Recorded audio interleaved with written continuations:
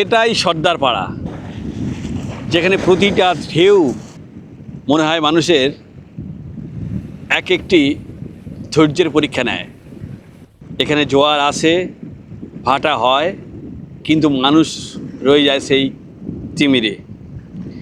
রায়মঙ্গল নদী এখানে শুধু একটি নদী নয়, সে যেন এক অদৃশ্য শক্তি। বছর পর বছর সে একটু একটু করে কেড়ে নিচ্ছে মানুষের ভিটে মাটি, উঠোন, গাছ, এমনকি শৈশবের স্মৃতিগুলোকেও। নদীর গর্জন এখানে অনেকের কাছে মৃত্যুর আগমনী বার্তা। তো আজ আমি দাঁড়িয়ে আছি সুন্দরবনের একটা প্রত্যন্ত গ্রামে। জায়গাটির নাম সর্দার পাড়া, যেখানকার মানুষ প্রতিনিয়ত কিন্তু সংগ্রাম করে চলেছে এখানকার নদীর সঙ্গে, এখানকার রাস্তাঘাটের সঙ্গে, এখানকার প্রাকৃতিক পরিবেশের সঙ্গে। আর সর্দার পাড়ার ভয়াল রূপ সেটা তুলে ধরবো আজকের এই ভিডিওতে। দেখাবো এখানকার মানুষের দৈনন্দিন জীবন জীবিকা, কিভাবে বেঁচে থাকে, এখানকার রাস্তাঘাট, এখানকার নদী, সর্বোপরি এখানকার প্রাকৃতিক পরিবেশ কেমন, পুরোটাই কিন্তু তুলে ধরবো আজকের ভিডিওতে। খালি ভিডিওটি শেষ পর্যন্ত দেখার অনুরোধ রইল। নেমে গেছি সর্দার পাড়াতে, আর দেখা হলো একজন বিশিষ্ট ভদ্রলোকের সঙ্গে। তো কথা বলবো ওনার সঙ্গে। আমি একজন ছোটোখাটো রিপোর্টার, আর লেখালেখিটাই আমার জীবনের প্রথম দিক। খাতা কলম মন লেখে তিনজন। আমি একটু কবিতা প্রবন্ধ লিখতেও ভালোবাসি। আমি নদী নালা সম্পর্কে আমার যে কবিতা, ছোট্ট একটা কবিতা বলছি। তো সুব্রতবাবুর মুখ থেকে একটা ছোট্ট ওনার নিজের লেখা কবিতা আমরা শুনে নেব। কবিতার নাম একান্ত মিনতি। নদী মাতৃক সুন্দরবন, এদেশ নদীতে ঘেরা, নোনা জলে বাগদার ফোনায় বেঁচে আছি যেন মোরা। তবুও আমার একান্ত মিনতি, জানায় প্রতিবেশীর পুঁতি, চরের উপর জাল টেনে ভাই, এনো না দেশের ক্ষতি। নদীর মাছ তো সবই গেল, বাকি আছে ধান ক্ষেত। চরে যদি না থাকে মাটি, ভেসে যাবে সোনার দেশ। গাছ লাগাও ভাই পথের ধারে, হাসবে সোনার দেশ। খরা বন্যা রক্ষা পাবে, বাঁচবে যেন মোদের দেশ। এটা আপনাদের বাড়ি কাকিমা? হাঁস কাদের আপনাদের?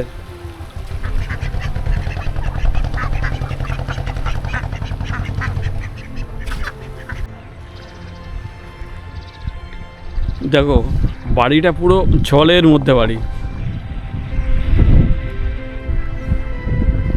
জেঠু কোথায় যাচ্ছেন?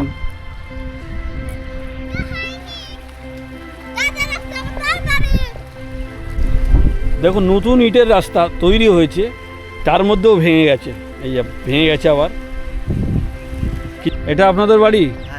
মানে ভাঙতেই আছে সবসময়। এটা ঘেরের উপরে রাস্তা করলে তো ভাঙবে, ঘেরের উপরে রাস্তা আছে। ও মানে মেন রাস্তা আগে ছিল দূরে, ওইখানে ছিল না আরো আগে দূরে ছিল? ভাঙতে ভাঙতে চলে আসছে রোজ। এখানে যেতে গেলে নদী রাস্তায় ছুটে যেতে গেলে দম লেগে যেত। এত এত দূরে ছিল? বাহ বাহ। এই ছাগল কাদের? আমাদের আছে। বাহ, ছাগলগুলো খুব সুন্দর। এই শুকনো ঘাস খায় এরা? শুকনো খাবে, ভেজাও খাবে, কাঁচা খাবে সব। হ্যাঁ। সংসার চালাচ্ছ? এখানে কাজকর্ম করি, বাড়ি যাই কলকাতা। এইখানে কি কাজকর্ম আছে? গ্রামেই আছে, জমিতে ধান রোয়া হয়, তাছাড়া এই মেয়েরা আছে নদীতে জাল টাল টানে। আচ্ছা, এইখান থেকে তোমাদেরকে জঙ্গলের দিকে কেউ যায় না? না না, জঙ্গল এখান থেকে আমাদের কিছুটা হলো 1 ঘন্টা দূরত্ব আছে। অত দূরে কেউ যায় না।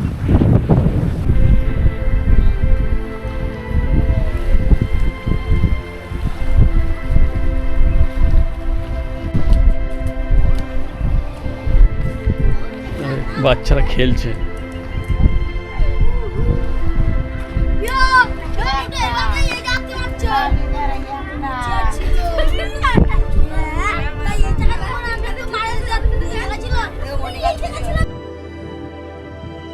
দেখো এই একটা বাড়ি, খুব সুন্দর, কিন্তু গাছপালা লাগিয়ে রেখেছেন এরা। এই হচ্ছে এখানকার রাস্তা, আগে রাস্তা দূরে ছিল, ভাঙতে ভাঙতে এখানে চলে এসছে, আবার এখান থেকে ভেঙে কিন্তু সেইখানে চলে গেছে। এটা নতুন রাস্তা হয়েছে, প্রতিনিয়ত ভেঙেই চলেছে। কি ভয়ঙ্কর অবস্থা দেখো, তোমাদেরকে দেখাই, যেখানে কত কত কঠিন পরিস্থিতির মধ্যে এখানকার মানুষরা রয়েছে, তোমাদেরকে দেখাই, প্রতিনিয়ত ভেঙে চলেছে। এই একটা বাড়ি দেখো, এই বাড়িটা আর আগে আরও সামনে ছিল, এইখানে ছিল, ওখান থেকে ভাঙতে ভাঙতে ভাঙতে ভাঙতে আস্তে আস্তে এইখানে চলে এসছে। এই হচ্ছে বাড়িটা, আর এই হচ্ছে রাস্তার কন্ডিশন, খুব খারাপ।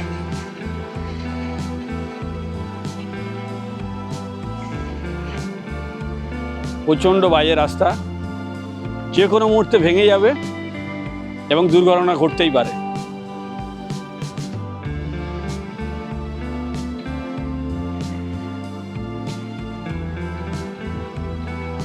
সামনেই রয়েছে রায়মঙ্গল।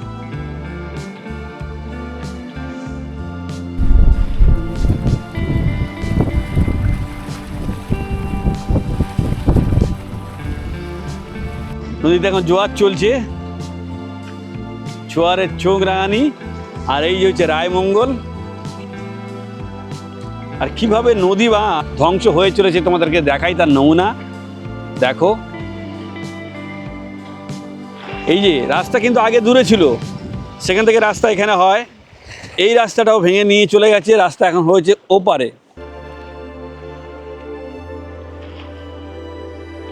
দেখো কি অবস্থা, করুণ দুর্দশা রাস্তাঘাটের।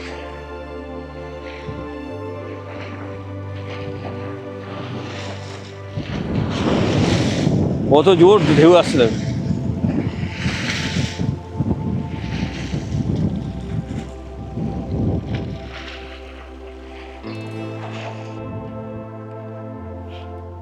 আর এই যে দেখো, এখানে আগে বাড়ি ছিল একটা, বাড়িটি ভেঙে যায়, তো তার যে পরিত্যক্ত কাঠামো সেগুলি কিন্তু এখানে রয়েছে। পরে রিংবাদটা ওখানে, এখানে এমনি এই একটা ভটভটি রয়েছে, এখানে ছোট ছোট নৌকা রয়েছে, এগুলো নিয়ে এরা মাছ ধরে নদীতে।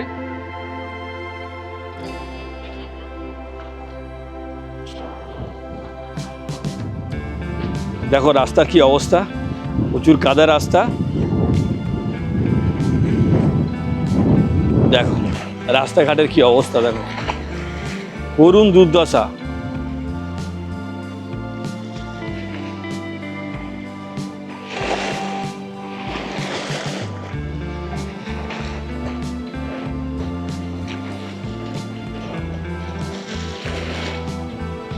যে কোনো মুহূর্তে ভেঙে পড়তে পারে।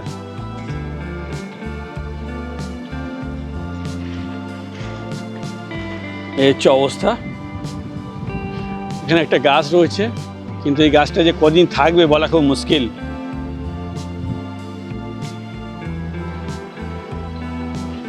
কাকিমা মাছ ধরার চেষ্টা করছে জাল দিয়ে।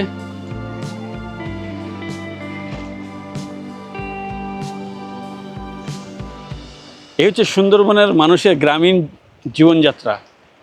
আর এখন যে জায়গাটাতে দাঁড়িয়ে আছি, অ্যাকচুয়ালি কিন্তু এইখানে আগে অনেক বাড়ি ছিল। তার মধ্যে একটা নমুনা তোমাদেরকে দেখায় কি অবস্থা হয়েছে। দেখো এই যে এখানে কিন্তু ঘর ছিল, আগে লাইন দিয়ে ঘর ছিল, সেই সমস্ত ঘরগুলি আজ আর কিন্তু নেই, যেগুলি কিন্তু নদীর ভাঙনের মুখে চলে গেছে। দেখো কি অবস্থা, দেখো নদী বাঁধের ভাঙতে ভাঙতে কোথায় চলে যাচ্ছে। আগে এই যে রাস্তাটা, এই রাস্তাটা কিন্তু আগে ওইখানে ছিল, ওই যে গাছগুলি রয়েছে তারও ওপাশে ছিল, সেই রাস্তা ভাঙতে ভাঙতে এখন এখানে চলে এসেছে। এই হচ্ছে বর্তমানে লোকালয়ের অবস্থা। এদিকে নদী, এখানে রিংবাঁধ, এখানে বাড়ি, বাড়ির ভেতরে সব জলাশয়, মানে জলের মধ্যে সব বাড়িগুলি আছে। এরকম অবস্থা কিন্তু এখানকার। জেঠু, আপনাদের এলাকায় এসছি, এলাকার অবস্থা তো খুব খারাপ দেখছি। হ্যাঁ আমরা জায়গা নেই। আপনারা কি করে আছেন এখানে? আর কি কোথায় যাবো আমরা?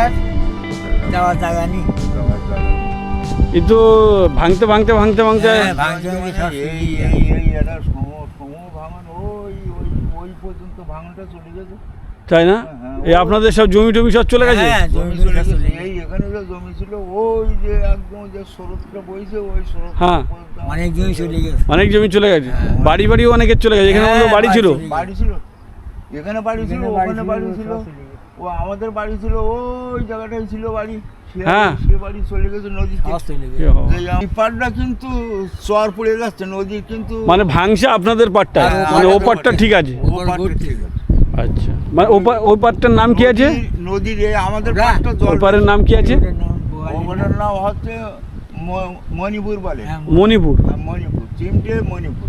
আচ্ছা, মানে মণিপুরটা ঠিক আছে, আপনাদের পাটটাই ভেঙে ভেঙে চলে যাচ্ছে। ওটা সন্দেশখালী থানা। আচ্ছা, আর আপনাদের কোন থানা এটা? হিঙ্গলগঞ্জ। আমাদের হিঙ্গলগঞ্জ, আচ্ছা। মানে হেমনগর কোট। আর চাষের জমি টমি আছে? চাষের জমি আছে, সে ওই আচ্ছা, নোনা জল তো ঢুকে যায় আপনাদের এই হ্যাঁ, জমির মধ্যে, হ্যাঁ। গেলে তখন তো চাষ বন্ধ হয়ে যায়। হ্যাঁ, চার বন্ধ হয়ে যাবে। আপনাদের কবার চাষ হয় কি? আমাদের একবার চাষ। একবারই চাষ হয়? আচ্ছা, আপনাদের কাছাকাছি হসপিটাল কোথায় আছে?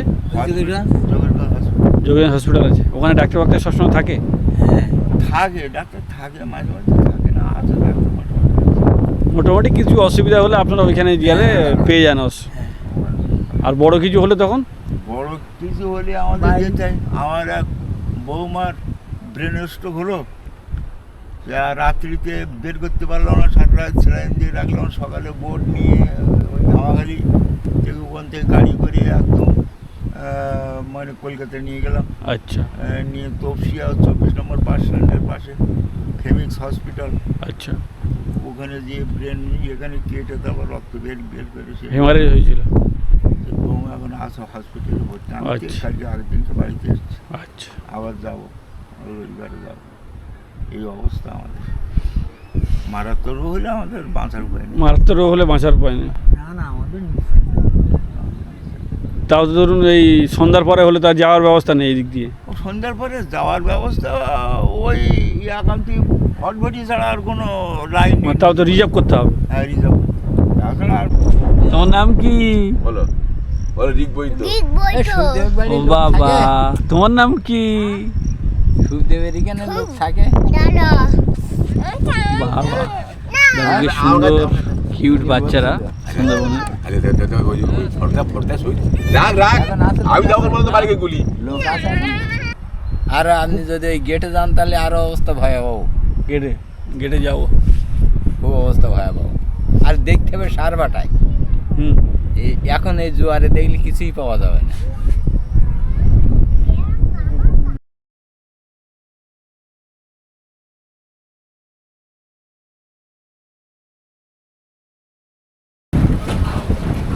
এই বরফ কোথা থেকে এসছে দাদা? ধামাখালি থেকে। ধামাখালি থেকে বরফ এসছে এখানে, এই দাদারা তুলছে মাথায় করে। এগুলো কি কাজে লাগবে? মাছে দেওয়া হবে। আচ্ছা, মাছের বরফ এগুলো অ্যাকচুয়ালি।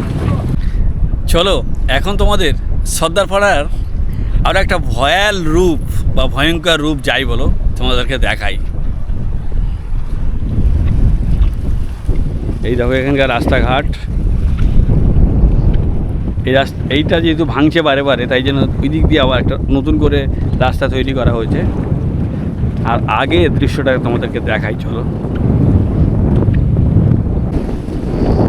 এরকম রাস্তা ছিল, সব ইট দেখো খুলে খুলে সব নিচে চলে গেছে। হ্যাঁ, রাস্তার ইট সব ভেঙে ভেঙে নিচে চলে গেছে, নদী গর্ভে চলে গেছে। এই ধরনের সব খাঁচা রয়েছে, সব খাঁচা দিয়ে কি আর হয়?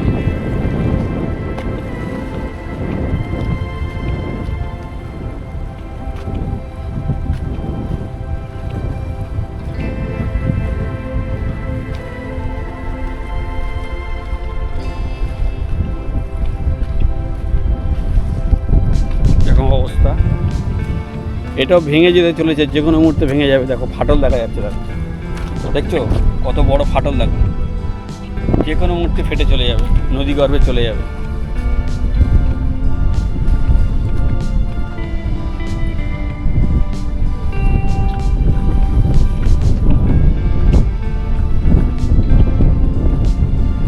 বাজে অবস্থা এখানকার।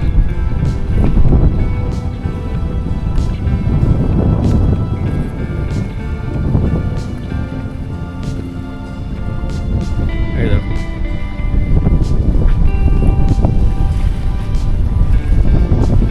খুব কঠিন পরিস্থিতি।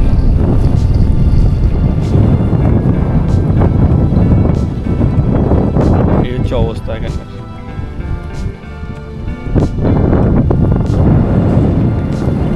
এইটাই হচ্ছে সর্দার পাড়া, আর এই সর্দার পাড়ার ভয়াল রূপ কিন্তু হচ্ছে এটি। দেখো কি অবস্থা, দেখো, দেখছো, খুব বাজে অবস্থা।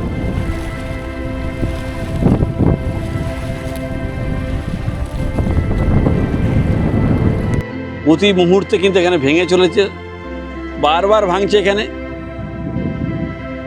এই সমস্ত বাঁশের ব্যারিকেড করে এখানে ভাঙন রোধ করার চেষ্টা চলছে বারে বারে, কিন্তু তা সত্ত্বেও কিন্তু ভেঙে যাচ্ছে। যেমন দেখো আবারও ভেঙে গেছে। এদিকে দূরে এটা একটা রাস্তা হয়েছে, এটাতেও ভরসা নেই। তারপরে যে আরও দূরে দেখো আরেকটা রাস্তা আছে, আর রাস্তার বুক জুড়ে দেখো রয়েছে অসংখ্য ফাটল। কোথাও আবার মানুষের হাতেই তৈরি হচ্ছে নতুন নতুন পথ, যেমন ওই যে দূরে রাস্তা আছে ওগুলি। এখানে রাস্তা মানে অনিশ্চয়তা, আর প্রতিটি পদক্ষেপ মানেই নতুন লড়াই। আর বর্ষাকালে এই সংগ্রাম আরও ভয়ঙ্কর হয়ে ওঠে। কাদা, জল আর ভাঙনের মাঝেই মানুষ প্রতিদিন জীবনের সন্ধানে বেরিয়ে পড়ে। কেউ মাছ ধরতে যায়, কেউ দূরের বাজারে, কেউ আবার শুধু বেঁচে থাকার আশায় পথ পেতে থাকে। তবু আশ্চর্যের বিষয় হলো এখানকার মানুষের মুখে অভিযোগের চেয়ে হাসি বেশি, কারণ তারা জানে প্রকৃতির সঙ্গে যুদ্ধ করে হার মানলে জীবন থেমে যাবে। সন্ধ্যা নামলে রায়মঙ্গলের ঢেউ যেন আবার নতুন গল্প বলতে শুরু করে। সেই গল্পে আছে হারিয়ে যাওয়া ঘর, ভেঙে পড়া রাস্তা, আবার নতুন করে বাঁধার স্বপ্ন ইত্যাদি। সুন্দরবন শেখায় জীবন মানে শুধু বেঁচে থাকা নয়, বারবার ভেঙে পড়েও আবার উঠে দাঁড়ানোর নামই হচ্ছে জীবন। তো বন্ধুরা, এই ছিল সুন্দরবনের সর্দার পাড়া। তো আবারও ফিরব সুন্দরবনের আরও একটি নতুন গল্প নিয়ে। ততদিনে সবাই সুস্থ থেকো, ভালো থেকো।